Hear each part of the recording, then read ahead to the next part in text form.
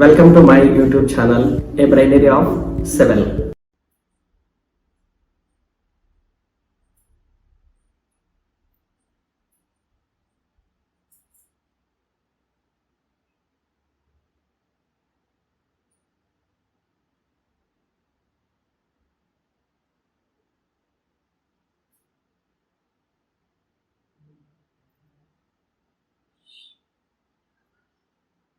Dear students, good evening everyone. In this lecture, I am going to solve the 7th assignment of Geotechnical 2. The first question is, Rankin's earth pressure theory is valid for. So, there are one theory called Rankin's theory. This theory is useful for calculation of earth pressure provided by the backfill or the soil on the retaining wall. Okay, so now there are few assumptions given by or assumed by Rankine. So in that, the first assumption is soil is homogeneous and isotropic and dry. That is, he assumed the soil is dry and cohesionless. So underline this point. And the next assumption is backfill is horizontal.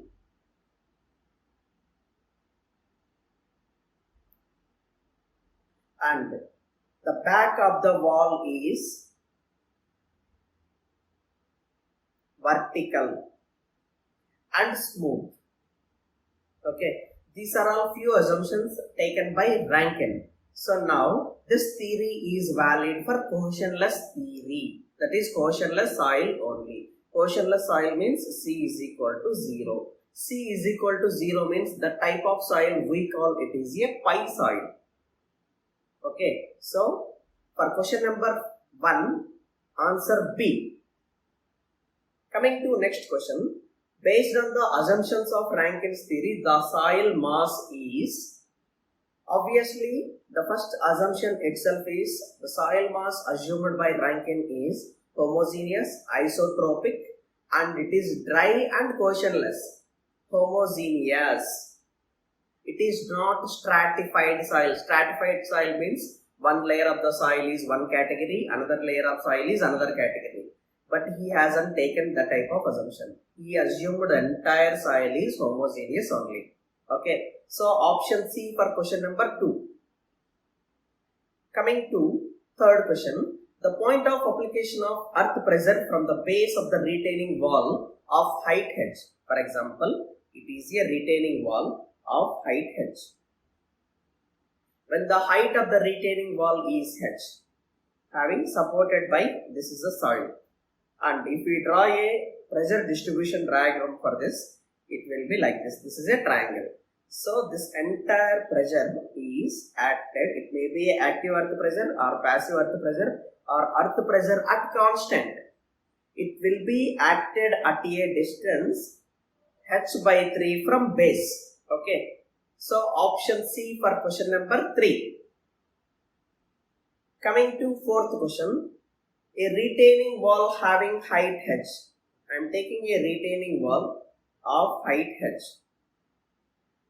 Retains a cohesionless backfill, that is here it is retained by cohesionless backfill, that is C is equal to 0, having unit weight is gamma. What is the additional earth pressure exerted at the base of the retaining wall due to application of surcharge? I am applying certain surcharge here. This is Q. Okay, so at the base of the retaining wall, because of this soil, we will get pressure distribution diagram like this. And because of this, we will get uniform application of, this is Ka gamma Z because of the soil. Here it is Ka into Q. Okay, so Ka into Q is the effect because of surcharge load. So option B for question number 4. Coming to question number 5. A retaining wall of height h retains 2 layered sandy soil. That is, this is one layer and this is another layer. this is pi 1, this is pi 2, and this is Ka1, this is Ka2. He has given this is gamma 1, this is gamma 2. He has given some conditions, pi 1 greater than pi 2. I am taking pi 1 as 45 degrees, pi 2 as 30 degrees. I will calculate Ka1 as 1 minus sin 45 by 1 plus sin 45. You will get it is 0.1715. And Ka2 as 1 minus sin 30, 1 plus sin 30. That is 0.333. As pi 1 greater than pi 2, Ka1 less than Ka2.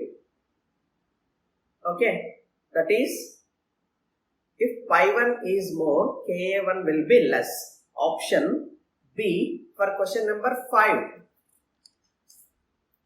Coming to question number 6, this is a direct formula question. So, to find out the active earth pressure on the walls, which of the following equation is best suited? So, this is Ka cos theta into tan theta minus phi, where theta is angle of slip surface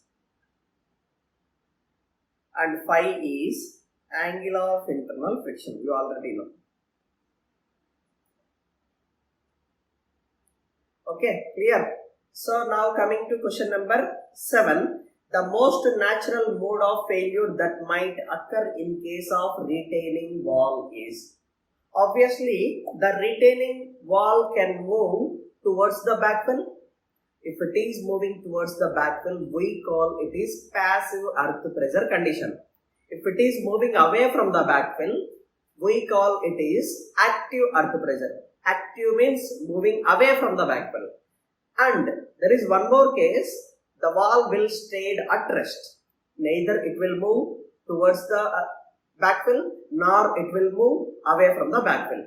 This type of condition we call it is active earth pressure at rest condition. Okay, these are all 3 cases will be possible. Okay, so for this question, the answer will be D, that is all of these options. Clear?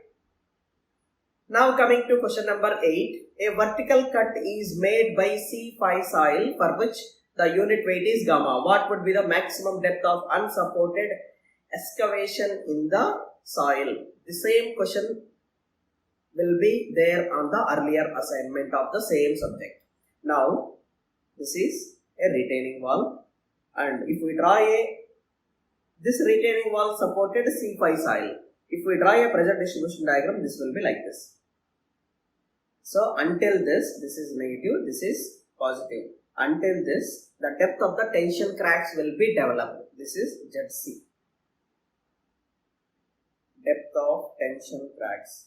So, this will be 2C by gamma root Ka, and up to twice ZC, that is 2 times ZC. This is depth of unsupported cut. Depth of unsupported cut is 2 times ZC. That we can indicate it is a critical depth. That is when we are digging any trench in the C5 soil, we can dig only up to certain height without providing lateral support. So the maximum height up to which we can dig without providing lateral support is unsupported depth or critical height. So that critical height HC is equal to 2ZC, that is 2 into 2C by gamma root Ka, that will be 4C by gamma root Ka. Clear? So, option B will be the answer for question number 8. 4C by gamma root Ka. So, it is not, here it is given Kb. So, the answer will be C for question number 8. Now coming to question number 9. Question number 9 and 10 are interlinking question. The total active earth thrust on 3 meter high vertical retaining wall which retains a horizontal sand backfill. Both bulk and saturated unit rates are 20 kN per meter cube. So, let me draw a diagram. This is 3 meter and gamma is equal to 20 kN per meter square and gamma W is equal to 10.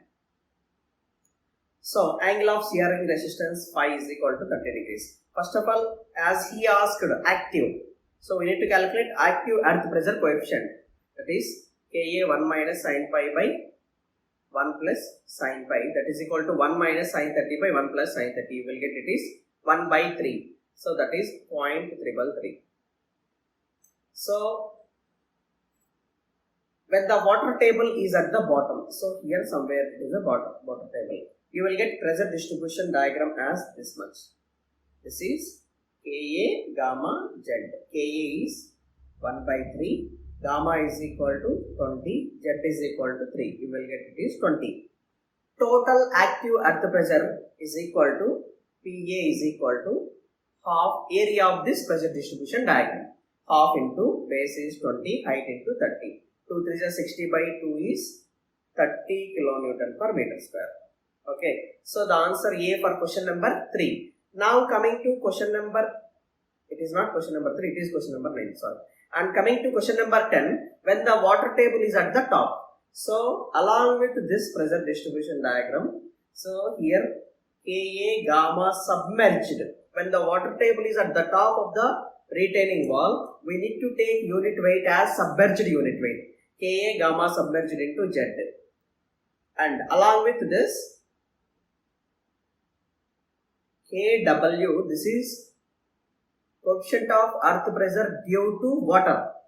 As water is equal pressure, Kw will become 1 and gamma W into Z.